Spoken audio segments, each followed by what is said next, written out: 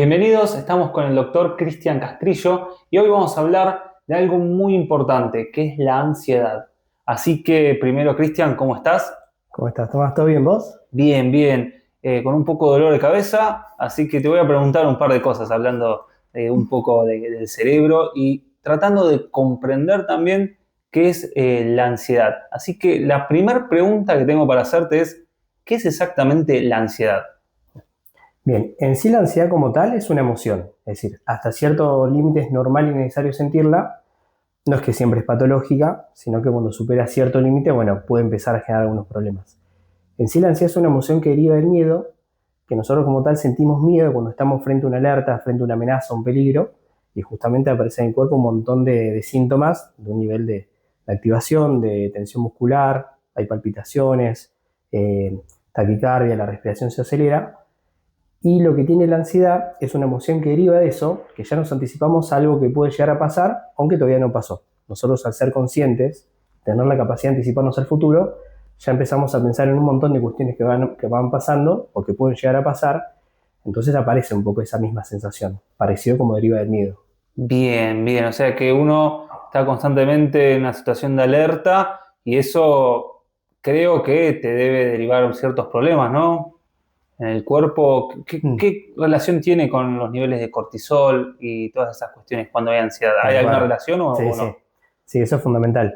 Tal cual, hasta cierto límite es como normal, Ujú. más que nada todo el tiempo nos prepara y justamente evitamos un montón de situaciones por el hecho un poco de la ansiedad.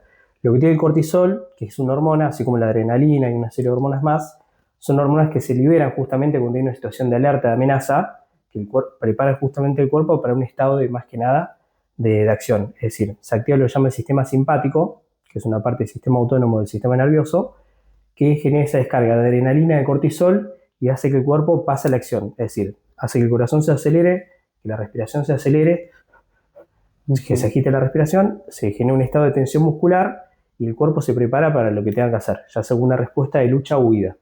O sea que si saturás eso y lo haces a cada rato, el cuerpo te pasa factura a futuro mal. Sí, una cosa que sea por un tiempo ante una situación, ante un peligro que Sí, aparece y salís corriendo o justamente como que escapás, sí. hasta cierto límite, bueno, está bien. Ahora, cuando eso ya se mantiene sostenido todo el día, la mayor parte del día, o durante varios días, semanas o incluso hasta meses, eso va generando justamente, se regulen varios circuitos del cuerpo y no haga que funcione como debería. Entonces, por ejemplo, lo que es el sistema digestivo para que funcione bien, Ujú. uno tiene que estar relajado, tiene que, viste, después de comer, tomarse cierta pausa, tiene que estar todo a un nivel medio Sí. como en calma, en reposo. Lo que tiene, por ejemplo, este sistema simpático que se libera, que se activa, no permite que el sistema digestivo funcione adecuadamente. O, por Mm. ejemplo, el tema del sueño también. Entonces, al estar con un estado de hiperalerta todo el tiempo, durante varios días, varias semanas o incluso meses, va generando un montón de síntomas en el cuerpo, por ejemplo, a nivel digestivo, a nivel del sueño, a nivel de la concentración que te cuesta pensar también, y un montón de cuestiones que hacen que a la larga generen problemas de salud. ¿Cuáles son los síntomas de la ansiedad? Porque pasa algo muy común que alguien piensa que está teniendo otra enfermedad y quizás nada que ver, son síntomas de ansiedad o quizás no son síntomas de ansiedad, Sí, que es algo más grave. sí. ¿Cuáles serían los Sí, síntomas? siempre hay muchos síntomas que se superponen o que parecen que pueden ser una cosa o que sean también, o que pueden ser incluso producidos por la ansiedad. En sí, en cuanto a síntomas, hay como dos grandes grupos. Por un lado están lo que son como los síntomas físicos en el cuerpo, que es esto que te comentaba, que una parte del sistema nervioso se llama sistema autónomo, que es Ujú. como una parte involuntaria del sistema nervioso, se encarga como de regular todo lo que son como los ejes de los órganos internos del cuerpo. Por ejemplo, lo que son los latidos del corazón, el corazón late por su cuenta, el hígado funciona por su cuenta, el intestino, el vaso, el páncreas. En sí lo que lo regula es lo que llama el sistema autónomo, que se encarga como de regular y manejar, como un director de orquesta, todos estos órganos, la parte hormonal y demás. Entonces lo que tiene justamente este sistema, cuando está más activado de lo común, cuando está como desregulado, genera muchos síntomas físicos a nivel del cuerpo. Por ejemplo, a nivel del corazón cardiovascular, puede ser de palpitaciones, taquicardia, a nivel de la respiración más agitada, o que sentís que te falta el aire, o que no llegas como a respirar profundo, que no te llega a ingresar el aire de forma Sí. bien. A nivel digestivo, de dolor de panza, descompostura, diarrea y demás, hay algunos que van a hacer pis a cada rato, o síntomas así a nivel urinario, y sobre todo un estado como de tensión muscular, que a veces se Mm. nota en la cara como un estado como con Con el los ceño dientes fruncido, apretados. tal cual, o gente que tiene bruxismo que le empeora. Eso como los síntomas del cuerpo pueden ser de todo, de palpitaciones, sudoración, una lista interminable. Y lo que tiene a nivel mental, que es justamente como lo que más interfiere, lo que más problemas genera a nivel funcional, genera un estado como de preocupaciones excesivas, que también hasta cierto nivel es como normal tener preocupaciones, pero superando cierto límite ya no. Ya la verdad como que empieza a molestar a la persona, esos pensamientos como intrusivos y rumiantes que aparecen y te dan vueltas y vueltas, como que uno no puede como suprimir, y también un montón de síntomas también como cuestiones en la concentración. Uno está más disperso, no puede mantener la atención tanto tiempo, se pone a hacer una tarea y se cansa y cuesta como arrancar, y aparece un estado de tanta alerta y también como mucha fatiga mental. Si el cerebro gasta mucha glucosa y oxígeno, entonces el hecho de estar sobrepensando tanto tiempo y tanto tiempo, terminas un poco agotado. Es como una máquina cuando la Sí, pasás, un auto, lo sí, podríamos poner el ejemplo sí, más claro. Y esto quizás no tiene tanta relación, pero con los ataques de pánicos, ¿están relacionados directamente sí. con la ansiedad? ¿Es un ataque en realidad de ansiedad o hay una diferencia? Sí, en sí más que nada la definición como de ataque quiere decir más como una crisis, como una situación aguda al momento, como que empieza, es como un periodo de tiempo, que de un momento de inicio tiene un tiempo determinado y justamente en un momento como que termina. Es decir, una cuestión es lo que es la ansiedad. Ahora, si aumentamos como la intensidad, digamos, ya es como que esa ansiedad se empieza a ser tan fuerte que la persona como no lo puede manejar, pasa a ser más como una crisis de ansiedad o como si fuera en el punto máximo, más como un ataque de pánico. Bien, Que la diferencia del ataque de pánico, la persona siente el momento como que pierde justamente el manejo de su cuerpo y tiene una sensación de riesgo inminente de que algo malo va a pasar. Muchas veces piden ayuda, piden que lo lleven a una guardia, piden que sean atendidos, piden que le den una mano porque incluso muchos sienten que se van a morir y lo viven se te cierra realmente, todo. no, lo viven realmente como que se están muriendo. Es una sensación así desesperante, horrible, que nadie quiere volver a pasar por eso, no se lo deseo a nadie, y justamente es muy fuerte. Pero en una cuestión medio como de intensidad, está como lo que es la ansiedad, como una ansiedad más fuerte, más que una crisis de ansiedad, o como el punto máximo, que es como un ataque de pánico. Pero es devenido todo de los Y, mismos mecanismos. y eso te lo puede generar algo, una situación en particular, o te puede venir de la nada, estás perfecto, estás haciendo cualquier actividad y te viene de golpe. ¿Existe esa posibilidad con un ataque de pánico? Sí, como poder puede venir en la nada.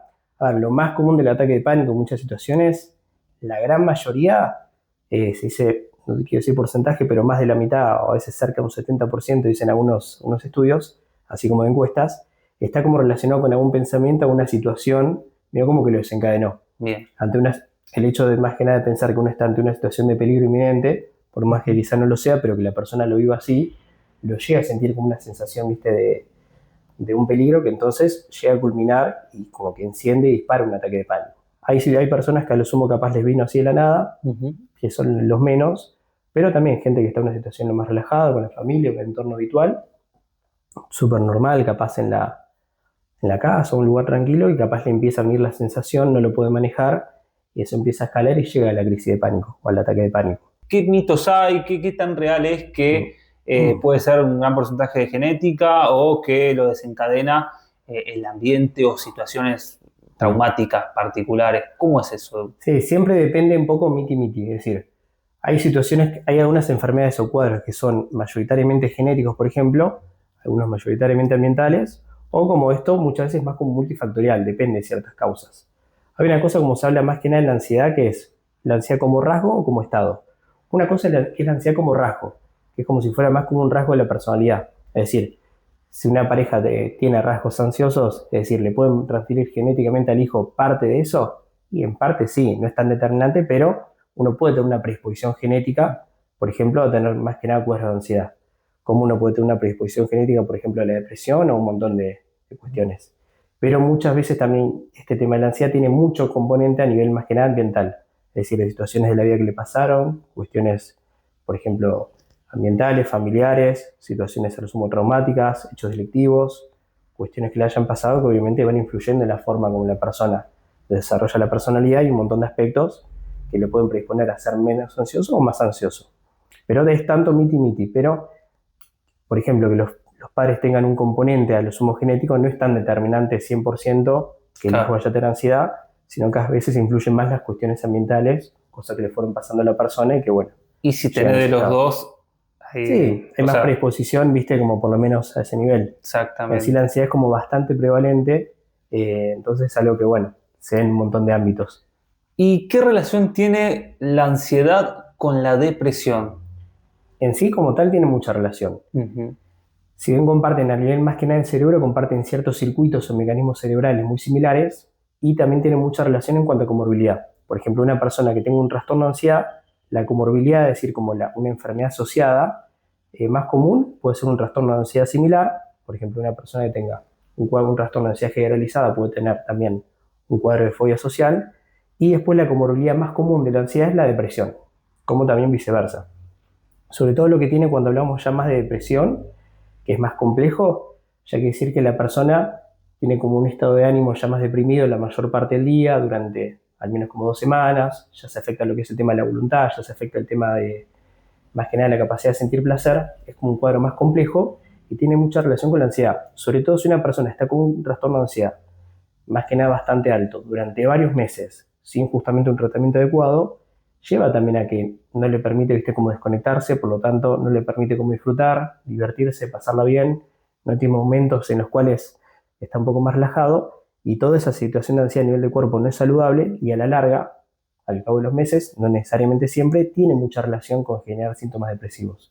Como que ya empieza a perder la motivación, empieza como a no disfrutar, O sea, a no que lo gustarle las detona. cosas. Entonces tiene mucha relación, viste, para llevar a eso. Sobre todo Bien. con cuadros no bien tratados o que se cronifican en el tiempo. Bien, eso es muy interesante porque a veces se confunde muchas veces la depresión con la ansiedad, con los distintos tipos de ansiedades, que no sé si está bien dicho técnicamente tipos de ansiedades, Sí. pero hablando sobre relaciones, algo que es muy común, la relación con la adicción y la ansiedad, que van de la mano. Sí. O sea, uno justamente busca consumir algo por la ansiedad que le genera y la satisfacción que después obtiene de calmar ese cuadro. Sí, tal cual. Si bien el tema de adicciones obviamente que es más complejo, también es multifactorial, pero muchos pacientes, sobre todo con cuadros de adicciones o una dependencia de un tipo de sustancia, tienen mucha relación con esto de la ansiedad, como decís. Sobre todo, por ejemplo, más que nada uno busca lo que tiene a mano con tal como de calmar. Por ejemplo, con el alcohol tiene mucha relación con una persona cuando llega estresado, por ejemplo, a la casa, después de un día complicado, después de una pelea en el laburo, una situación capaz más compleja que tuvo, por ejemplo, recurren al alcohol para aliviar un poco, para dejar de pensar, o que por lo menos le haga un alivio momentáneo. O lo mismo con el tema de la marihuana.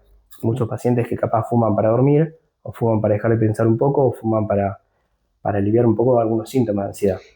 ¿Qué te hace el alcohol y la marihuana en el cerebro que te calma? ¿Qué genera? Yo sé que eso da para otra charla específica, pero en muy pocas palabras para tener en cuenta, a ver qué es por qué te calma. Puntualmente lo que decís el alcohol, que actúa en una vía, se llama la vía del GABA, es un inhibidor del sistema nervioso. Entonces, si bien el alcohol en un inicio capaz tiene un efecto un poco más activador, más que nada porque alivia un poco cierto freno inhibitorio, después empieza a dar como progresivamente cada vez un poco más como de sueño, empieza como a bajar la actividad. Entonces después es más que nada como un depresor del sistema nervioso. Por eso después como la resaca que al día siguiente la persona está más apagada, le cuesta más, viste, como activarse. Y lo mismo la marihuana.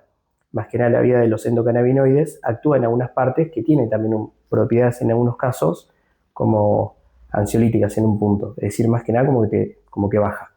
Obviamente que el tema tanto del alcohol y la marihuana, nada, en exceso y superado cierto límite y actuando en ciertas vías, también genera más problemas de salud después, o a la larga incluso, pueden generar más que nada cuadros de ansiedad y depresión, sobre todo el uso a largo plazo.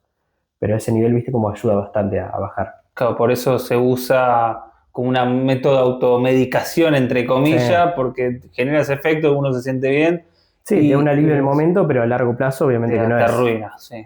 Es más sano. Cristian, ¿qué le pasa al cerebro durante un ataque de ansiedad? Bien, hay dos circuitos principales que son un poco los que se activan. Hay un núcleo en el cerebro que se llama la amígdala, que no tiene nada que ver con la de la garganta, le llaman así porque tiene forma de almendra, que es justamente un núcleo que está acá ubicado en la base del cerebro, que es como muy primitivo, que justamente está en todos los mamíferos. Ese núcleo, justamente cuando se activa, genera que es como un centro de comando que genera toda una serie de respuestas más que nada en el cuerpo. Hace que la respiración se acelere, que el corazón se acelere, que genere taquicardia, que aparezca un estado de tensión muscular, libera lo que es cortisol, adrenalina y genera una respuesta muy fisiológica, se dice en el cuerpo, de alerta ante una amenaza. Y a su vez hay también a nivel de más de la corteza prefrontal, justamente una serie de núcleos que más que nada como de conexiones con la corteza, que se encargan como regular toda la parte, digamos, como cognitiva. Es decir, cuando uno está frente al peligro, ante una amenaza, un ataque de pánico, lo que es la amígdala toma justamente como el control, toma como el mando, y aparece esta respuesta bien primitiva en el cuerpo. Y se activa este sistema que se llama sistema de lucha-huida, que en realidad la respuesta más normal sería parálisis, huida o lucha. Es decir, ese tipo de respuesta puede aparecer cualquiera. Ante una situación de peligro inminente, ante una alerta, una amenaza que uno siente una sensación, puede que uno se quede paralizado, que uno salga corriendo o uno vaya y enfrente la situación. Vos todo lo que pensás que vas a hacer en el momento, vos ahora lo estás pensando con la corteza prefrontal. Decís, si a mí me vienen a robar, yo en base a los recursos que tengo haría esto, esto y aquello. Eso vos lo pensás racionalmente, y justamente pensando en base a tus recursos, tus capacidades físicas y demás, qué sería lo mejor. Vos cuando estás frente a una situación de amenaza, ante una alerta, estás, no sé, en un local de ropa, en un lugar, y entra una persona armada a robar, que aparece una alerta, una amenaza, un ruido muy fuerte, se activa este sistema simpático, toma el centro de mando, digamos la amígdala, y se libera esta respuesta de parálisis, huida o lucha, y el cuerpo entra en un estado de tensión. En ese momento uno no es plenamente, digamos, como consciente de lo que hace. Durante unos segundos, justamente el cuerpo está en ese estado de alerta, y a lo sumo después de unos momentos, la corteza prefrontal toma un poco más el manejo de la situación y uno tiene una respuesta capaz más elaborada. Por eso que ante una situación de peligro, capaz una persona va y enfrenta a los atacantes y después se da cuenta que está en desventaja y en todo caso y capaz tal cual, capaz cambia la actitud que tenía. Pero justamente genera ese estado de activación que el momento uno no lo puede manejar. Es decir, una persona cuando está con un ataque de pánico no es que lo elige, y no es que tampoco voluntariamente puede evitar que se le pase. Es decir, no es que uno elige si lo tiene o no. En sí, el ataque de pánico, lo que es una crisis, en sí tiene un inicio de acción, dura unos minutos y se pasa. Obviamente depende de lo que uno haga en el momento, puede hacer que el ataque de pánico, la situación de ansiedad, aumente en intensidad y dure más tiempo, o como al contrario, si uno capaz se calma, hace ciertos ejercicios y demás, puede hacer como que se reduzca y pase lo más rápido posible.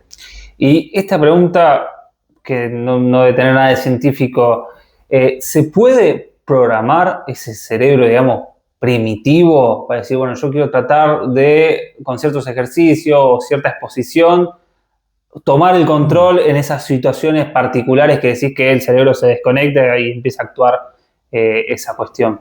Sí, eso sí. Más que nada en el espacio de terapia labura mucho con esa cuestión y esto, como decís, hay gran parte de la terapia, hay una de las técnicas que es el tema de la terapia de exposición, que es como exponerse gradualmente a un estímulo que genera esa sensación de pánico, de malestar, e ir como desensibilizándola progresivamente e ir como reeducando el cerebro, digamos, en cuanto a eso. A ese nivel sí hay un montón de técnicas que en ese punto justamente calman. Cuando es una situación al sumo tan aguda, tan fuerte, hay también tratamientos médicos que pueden ayudar, pero a largo plazo todo lo que es ese espacio de terapia ayuda justamente a que pueda bajar al mínimo. O sea que lo podemos entrenar normalmente como cualquier otra parte del cuerpo, entre comillas, porque... Sí, tal cual. Tiene su complejidad, que justamente se hace en un espacio de terapia y un montón de cuestiones, que también es bastante complejo, pero tal cual. Hay terapias que son muy efectivas y ayudan muchísimo a eso. Y vos como médico habrás visto seguramente varias veces algunos gráficos y demás que muestran las actividades cerebrales de pacientes con ansiedad y otros que no tienen ansiedad. ¿Hay mucha diferencia? ¿Qué es lo que se va activando más? No, en sí, en cuanto al cerebro como tal es el mismo, digamos. En cuanto a estructuras, tienen las mismas partes del cerebro, eso como tal es igual. Lo que sí tiene que para que el cerebro funcione bien, con todas las funciones ejecutivas, con toda la memoria, la velocidad de procesamiento, el cálculo matemático y un montón de cuestiones, uno tiene que estar como en un estado como de paz, un estado como relajado. Hay muchas actividades que son muy cognitivas, por ejemplo, el hecho de estar leyendo un libro, haciendo un resumen o estudiando, consume mucha energía. Y de hecho vos cuando estás con un estado de alerta, ante una situación de peligro, una alerta, una amenaza, justamente lo que va a hacer la mente y el cerebro es pensar más que nada en el peligro. Entonces no deja mucho lugar a todas estas funciones.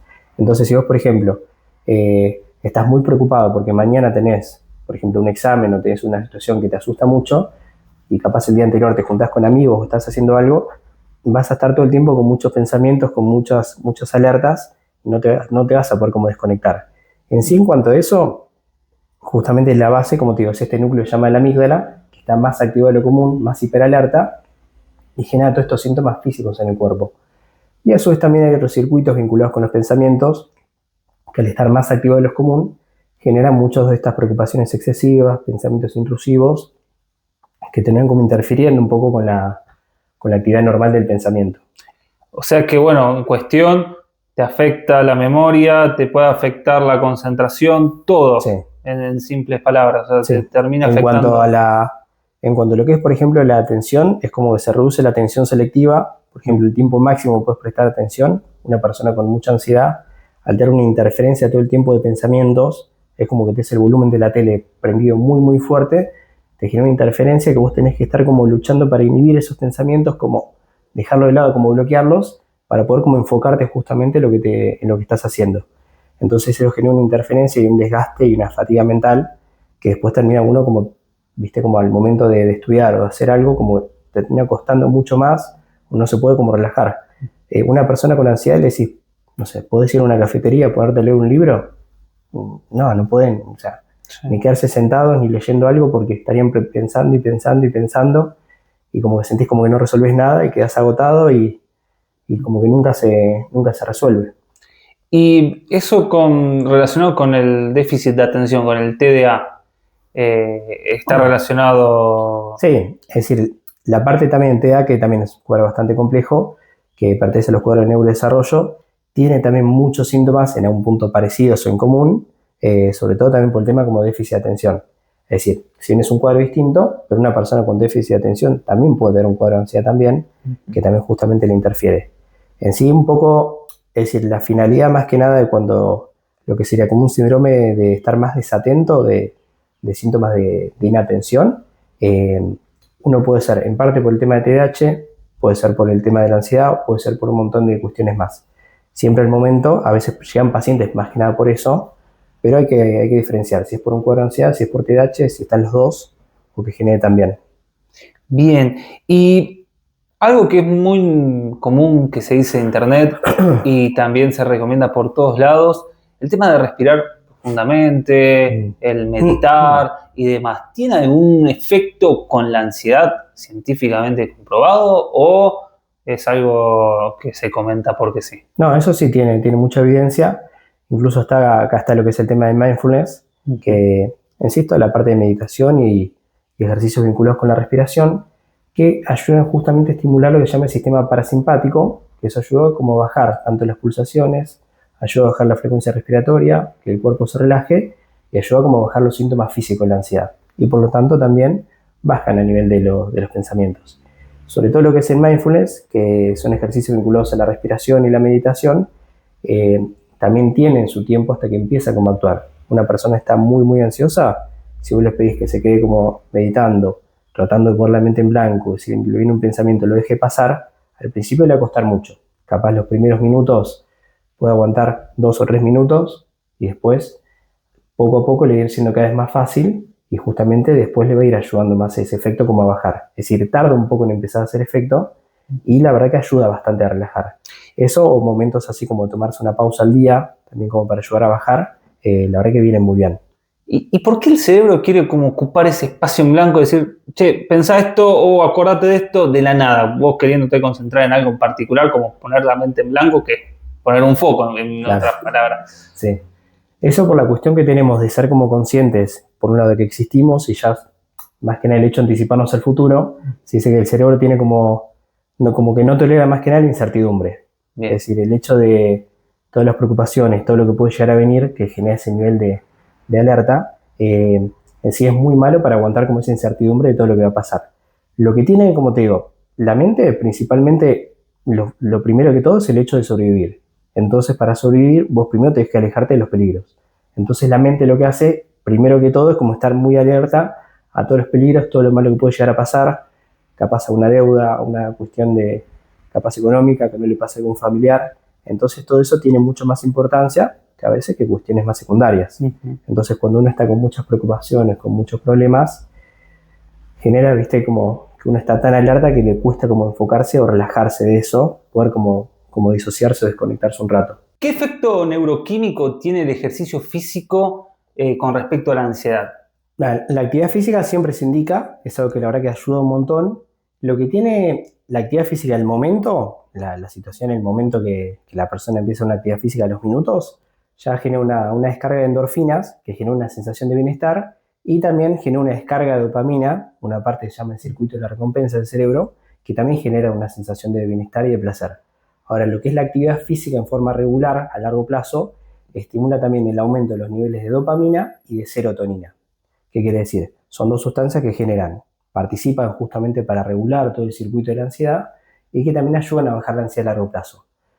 Lo que se ve también con el tema de la actividad física, si una persona incluso estuviera muy ansiosa, con un estado capaz de depresivo, capaz como muy bajón, que va a empezar una actividad física y la primera semana no va a sentir muchos cambios, la segunda tampoco, pero que se ha visto a partir de la tercera o cuarta semana se empieza a notar más esa mejoría. Eso es muy interesante, entender que no es un efecto inmediato, sino que hay que esperar. Tal cual.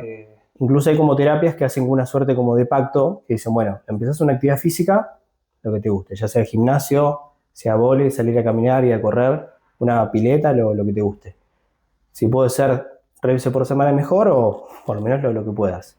Pero tenés que estar muy en claro que la primera semana no te va a gustar, la segunda tampoco. Lo importante es más que nada como ir, como sostenerlo, y a partir de la tercera o cuarta semana se empieza a como notar ya ese efecto, más que nada en cuanto al estado del ánimo y sobre todo en la motivación. Te pregunto, Cristian, ¿al cerebro le gusta crear hábitos? Sí, eso como lo ideal más que nada para el cerebro es el tema de la rutina. Hay un montón de cosas que hacemos día a día que son ya como automáticas. Por ejemplo, entrar a una habitación y prender la luz, o te lavas los dientes, dónde está el cepillo, dónde está la pasta. Un montón de cuestiones que hacemos, caminos que hacemos todos los días caminando, que ya lo hacemos más que nada en automático. Entonces busca el cerebro la forma más simple de hacerlo y que justamente se mantenga. Ahora, el tema también cuando eso un poco se altera, también genera un estrés en el cuerpo y uno se tiene como que readaptar a eso. Entonces hay un montón de cosas que hacemos día a día, que capaz las hacemos sin pensar, las hacemos en automático, y capaz alguna de esas cosas que hacemos tan así sin pensar no son tan saludables. ¿Viste? O hacemos cosas porque siempre se hizo de la misma forma. Me recuerda a la memoria caché del celular, sí, que ya te queda todo preguardado, pero cuando te sale algo nuevo, ahí empieza a generar nuevo almacenamiento y lo va cargando. Es muy interesante. Al fin y al cabo termina siendo como similar a las máquinas que se programan un poco el cerebro. Y con respecto al sueño, que veníamos charlando recién, ¿qué efecto tiene el dormir mal? Que ahora hoy en día tenemos tantos estímulos con el tema del celular, con las notificaciones, con las pantallas, con las luces artificiales. Si yo duermo mal, ¿eso me puede generar una crisis de ansiedad? Sí, eso tiene mucha relación. En sí el tema del sueño está como estipulado que en promedio son como 7-8 horas en el adulto. Capaz un niño que está creciendo duerme, necesita más horas de sueño. Hay gente que dice que con 6 horas duerme bien, promedio son 6, 7, 8 horas. Es decir, dormir menos de 6 horas en forma continua no es saludable para nadie. Y si vos tuviste una mala noche de sueño, unos días venís durmiendo mal, el cuerpo tiene como un aguante y es como que por lo menos un poquito lo tolera. Ahora, ya cuando eso se mantiene sostenido en el tiempo, ya empieza a generar muchos cuadros de malestar. Sobre todo lo que tiene si vos dormís mal, al día siguiente te cuesta más pensar, tardás más en hacer las cosas y también sobre todo estás como más irritable. Hay algunos circuitos incluso vinculados de la corteza prefrontal con núcleos de la base del cerebro que cuando vos no dormís bien, la corteza prefrontal no es capaz de inhibir un montón de impulsos. Entonces una persona que durmió mal a la noche va a estar más irritable, más irascible, dice cosas y capaz después un poco se arrepiente y predispone mucho más a los cuadros de ansiedad. Y también el tema de la falta de hora de sueño es parecido un poco al que toma alcohol y piensa que puede manejar, que justamente si una persona duerme menos de 6 horas, o duerme 4 horas o menos, o durmió mal, el cuerpo es como que le pone toda la energía y sigue. Y la persona siente como que si estuviera bien. Claro. Pero objetivamente, si le tomas algunas escalas, algunos test, se evidencia bien de que no durmió bien y que le hace falta más horas de sueño. O sea que nos termina afectando en varios aspectos de manera negativa y es fundamental dormir bien, algo que cuesta. Yo no lo hago, por ejemplo, yo soy el peor caso. A mí me pasa que normalmente me despierto a las 5 o 6 de la mañana, de la nada. ¿Qué es eso? ¿Qué tiene algo que ver con la ansiedad o qué? Porque no hay nada que me lo desencadene. No es que tengo un gato, tengo Claro, porque es un animal que pasa, te lo genera un ruido, un camión. No, nada, vivo en un pueblo, imagínate. Sí. O sea, es tranquilo. No, en sí el tema del sueño vos tenés, por un lado, los trastornos de insomnio, que es lo más común, que es decir, gente que dice duermo mal, no puedo dormir. Tenés trastornos de sueño de la etapa inicial, gente que le cuesta quedarse dormida, que suele ser lo más común. Trastorno de sueño en la etapa de mantenimiento, me despierto a la noche en algún momento y no me puedo dormir. O lo que se llama el tema de la etapa final del sueño, gente que se despierta antes de lo que debería y ya no se duerme más. Y siente que le faltan igual horas de sueño. En sí son un montón de factores. Pueden ser de factores ambientales, que haya mucha luz, mucho ruido, cuestiones a veces animales o alguno que se movió, que capaz molesta. Por ejemplo, una patología física, si una persona está con dolor de cabeza, con dolor físico, con una lesión capaz en el tobillo que cuando se mueve le duele. Y a nivel justamente de la ansiedad, que es de lo más común también, genera muchas preocupaciones, genera ese estado de alerta que no te permite como bajar y desconectar. En sí el tema del sueño es muy complejo. Hay varios neurotransmisores que justamente entran en juego, que tienen como que bajar la actividad y inducir el fenómeno del sueño. Y vos cuando dormís es el momento en el cual el cuerpo se está como recuperando, tanto a nivel físico como también a nivel cognitivo y de la memoria. Vos cuando dormís en una de las etapas del sueño es donde se consolida la memoria a corto plazo o largo plazo. Entonces si una persona, por más que estudió todo el día, si no tuvo una buena noche de sueño, le va a ser mucho más difícil retener esa información. O lo mismo, por ejemplo, un deportista. Si un deportista también entrena mucho, pero no tiene un buen descanso, no se llega a recuperar físicamente el músculo, entonces no llega como a aprovechar todo el potencial que tiene. O sea que es todo de un poco de hacer buen ejercicio o estudiar bien, alimentarse bien y fundamentalmente descansar todo lo que se pueda y no irse a un extremo de cada lado. Sí, tal cual. Y con respecto a hábitos que sean sencillos, que podamos hacer todos sin tanto problema, ¿qué hábitos nos pueden llegar a calmar un poco los niveles altos de ansiedad? Eso sí es importantísimo. Lo fundamental que todo es el tema de dormir. Es decir, para que el cuerpo funcione bien, primero uno tiene que dormir bien, que a veces cuesta porque estamos muy mal acostumbrados y también depende mucho de la cultura.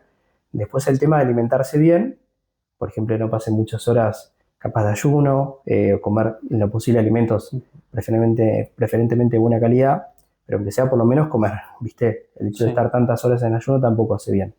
Y sobre todo el tema de la actividad física que ayuda a desconectar. Ahora, una cuestión que es importantísimo es el tema de lo social, el tema de tener juntadas y momentos incluso en la semana en los cuales vos te desconectás o que estás esperando que llegue ese momento de la semana, ese día, para que sabes que la vas a pasar bien. Si una persona únicamente va de la casa al laburo y del laburo a la casa y no tiene nada más entre medio, nada que le llene un poco las pilas, nada que le levante el estado del ánimo, es como que al poco tiempo va a empezar a estar cada vez más bajoneado, más angustiado, como perder un poco la iniciativa. El hecho de la actividad física ayuda un montón, tanto a nivel de la salud en general como el estado del ánimo. El tema de la cuestión social, el hecho de ver a la familia seguido, de juntarse con amigos, pareja y demás, ayuda muchísimo a desconectar. Y estas cuestiones que decíamos a nivel del cuerpo, el hecho de descansar bien y la alimentación, que parece una cuestión básica, pero es lo primero que todo. Y después sí hay un montón de cuestiones, como el hecho de tomarse una pausa al momento del día, ayudar a desconectar, viste, incluso ejercicio de respiración, de mindfulness, capaz salir a caminar, escuchar música. Es muy personal, depende de cada uno. Hay uno que le es salir a caminar con el perro, alguno que le es hacer yoga, alguno meditar, alguno llamar capaz a un amigo o a la madre. Buscar esos momentos en los cuales te ayuda como a bajar los niveles y pensar. Porque en sí el cerebro es muy malo para avisarte que está como sobrecargado. Más que nada tiene la función únicamente como de seguir para adelante. Entonces cuando te das cuenta que ya estás un poco estresado, ya es tarde. Por eso el hecho como de parar y pensar un poco, che, ¿cómo me estoy sintiendo? ¿Estoy bien? ¿Estoy preocupado o no? Y buscar, viste, cómo regularlo, la verdad que ayuda bastante. Y con respecto al tema de que si estos hábitos no nos ayudan, que si bien son importantísimos, puede ser que haya un cuadro más agudo o algo similar. La cuestión de los ansiolíticos. ¿Qué son los ansiolíticos? En sí, los ansiolíticos como tal, le dicen a un grupo de medicamentos que se llaman benzodiazepinas, que es como el nombre en términos como de farmacología. Son medicamentos como cierta alprazolam, clonazepam, midazolam, flunitrazepam, hay varios justamente, Algunos son más fuertes, unos son más suaves, unos duran más tiempo, unos duran menos. En sí son un grupo de medicamentos que son como, digamos, como inhibidores del sistema nervioso. ¿Qué quiere decir? Si vos tomás una dosis muy bajita de un ansiolítico, te ayudaría medio como a calmar un poco el nivel de alerta. Estás un poco más tranquilo. Si ya tomás una dosis un poco más alta, ya te da un poco más de sueño, que ya hablas menos. Si tomás ya un poco más, te quedas más tranquilo. Y si ya tomás más cantidad, te dormís. En sí esos medicamentos tienen un montón de indicaciones. Hay algunos que para un montón de cuadros andan muy bien. El tema es el mal uso. Es decir, usado como deberían para ciertas situaciones a corto plazo, la verdad que vienen bien. Ayudan bastante para cuadros de insomnio, para ayudar a bajar la ansiedad, para crisis de pánico. El tema es que son un medicamento que capaz no tiene un efecto tan bueno a largo plazo. Es decir, no es que tratan la ansiedad a largo plazo. Justamente sirven más que nada para el momento. Un parche, digamos. Claro, es más tal cual, es más que un alivio. Si uno lo usa capaz para dormir alguna vez, sí, no hay ningún problema. Están aprobados, se usan para eso, son muy buenos.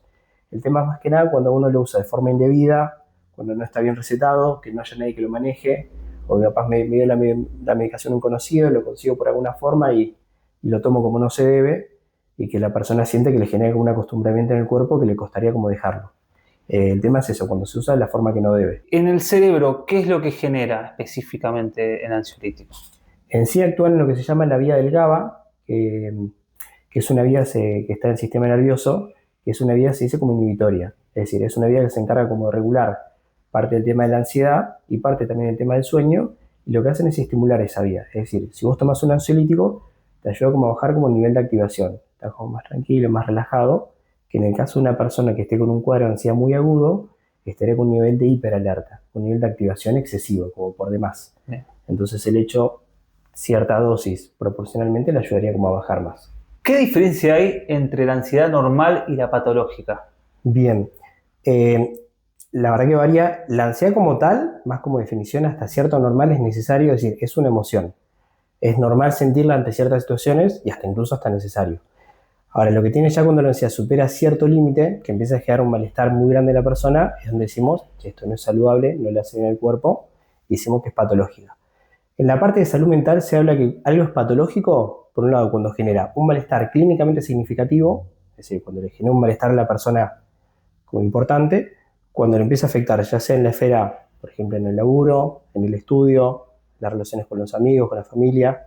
Ya cuando algo le supera cierto umbral, cierto límite, no es saludable para el cuerpo. Por ejemplo, una cosa que ante una situación de peligro el cuerpo entra en un estado de alerta y vos salgas corriendo, es totalmente necesario y hasta importante.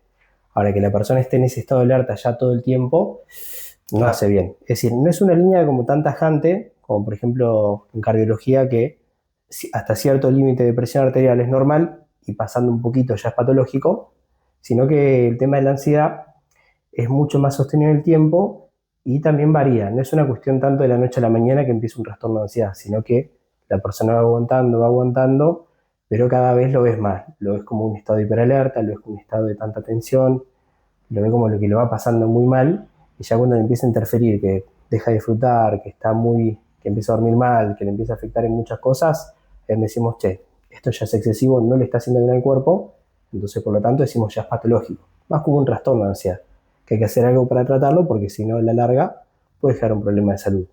¿Y hay algún tratamiento específico? ¿Cómo es el tratamiento en general quizás de estos trastornos agudos?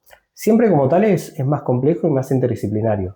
Es decir, por un lado está la parte que es muy importante, psicoterapia, sobre todo más que nada para los cuadros de ansiedad, la terapia que más nivel de evidencia tiene es la terapia más cognitivo-conductual, que justamente para los cuadros de ansiedad más leves, la gran mayoría solo con un espacio de terapia cognitivo-conductual es la que mejor nivel de evidencia tiene, que más ayuda a largo plazo, incluso a bajar la ansiedad y obviamente que tenga menos recaídas a futuro.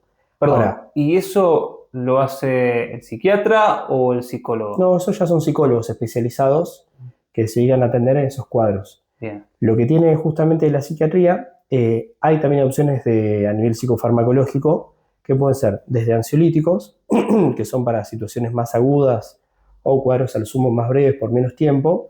Por ejemplo, si una persona con un cuadro de ansiedad más leve, ponerle que viene durmiendo mal, ponerle que una persona en una situación normal está ansiosa porque tiene un examen en 2 semanas.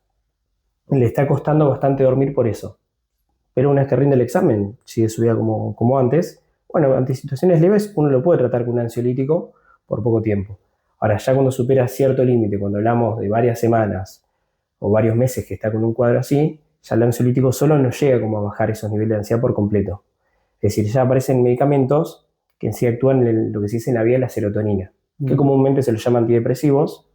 Es el nombre farmacológico, se usa para depresión, ansiedad, anorexia, trastornos de la conducta alimentaria, trastorno de personalidad, para un montón de cuestiones, que son medicamentos que modulan la vía de la serotonina y ayudan a regular estos circuitos a nivel del cerebro, a nivel de la amígdala, a nivel de los pensamientos, y ayudan a bajar la ansiedad, digamos, desde la raíz, haciendo que justamente después directamente la persona no esté con un cuadro de ansiedad, sino que se mantenga así estable en el tiempo, y esos tratamientos son, al menos por algunos meses, justamente dependiendo de la persona y el cuadro, obviamente, para ayudar a regularlo bien, y que después a largo plazo la medicación se baje, se deje y la persona pueda continuar. Si lo que tiene la terapia más cognitivo-conductual, a largo plazo tiene muy buen nivel de evidencia para ayudar a bajar la ansiedad por completo. Es que es un combo de las dos cosas. Sí, sobre todo que ya la persona cuente con herramientas, con habilidades que a largo plazo le den menos nivel de ansiedad, y siempre el tratamiento en conjunto, cuando lo requiere, es lo que mejor funciona. O sea que tenemos antidepresivos por un lado, cuando es algo muy heavy, y después, si no, los ansiolíticos, serían esos dos. Sí, depende también un montón la situación. En general, hay muchos cuadros que, cuestiones más que nada de ansiedad, que un espacio más que nada de terapia, un espacio de psicología, la persona se sienta cómoda, muchos casos solamente que se pueden manejar así. Ahora, ya cuando supera cierto límite, que ya empieza la persona a tener un montón de ciertos síntomas, ya sea con ansiolíticos o a veces medicamentos llaman antidepresivos de este grupo, como también varias alternativas, también se pueden tratar. Como también otras opciones de medicación. Estos, digo, son de los más comunes que se utilizan y la gran mayoría solo con eso anda muy bien. ¿Te puedes curar de la ansiedad? Depende un poco cómo lo definas. En sí, por ejemplo, vos de un estado gripal te podés curar, sí, pero el año que viene puede que lo vuelvas a tener. Con el tema también de la ansiedad, hay una cuestión que te decía al principio, que está lo que es la ansiedad como rasgo o como estado. Una cosa, si vos estás cursando un trastorno de ansiedad al momento, ya sea por un quilombo personal, un quilombo familiar, laboral o una situación más aguda en la vida, y justamente después también se resuelve y un montón de cuestiones acompañan, sí, en ese sentido se puede como curar. Después, si la persona ya tiene un rasgo de personalidad, es decir, un rasgo de personalidad más ansioso, que ya tiene una predisposición, por ejemplo, a pensar por demás, a analizar por demás, a tener más pensamientos o ciertas cuestiones, ya esas son cuestiones que también se elaboran en un espacio de terapia o que también quizá a largo plazo en un momento de la vida no pueden capaz como recurrir o tener como una reincidencia. Ahora, personas que hagan tratamiento con medicación toda la vida son muy pocos casos, muy aislados.